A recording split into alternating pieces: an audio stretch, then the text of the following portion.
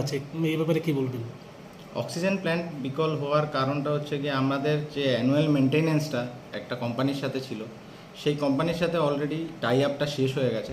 তো নতুনভাবে যতদিন না আমাদের কারণ কোনো একটা কোম্পানির সাথে অ্যানুয়াল মেনটেনেন্সটা শুরু হচ্ছে ততদিন আমরা থ্রো সিলিন্ডার্স পরিষেবা দিয়ে যাচ্ছি। কোনো পরিষেবাতে কোনো ঘাটতি নেই আমাদের, মানে এখানে এসে কেউ বলতে পারবে না যে কোনোভাবে অক্সিজেন পায়নি বা কোনো কিছু অক্সিজেনের জন্য কোনো পেশেন্টের কোনো ক্ষতি হয়েছে।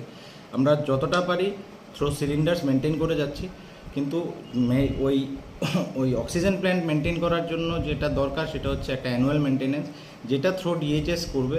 আমরা অলরেডি ডিএইচএসকে through PWD mechanical Kumarghat division already জমা দিয়ে দিয়েছে। তো সেটা অলরেডি প্রসেসিংয়ে চলছে, যখনই হয়ে যাবে তখনই আমরা এটা ফাংশনিং করতে শুরু করে দেবো। মোটামুটি কতদিন ধরে বন্ধ আছে? নিয়ার অ্যাবাউট 7-8 মাস ধরে বন্ধ আছে।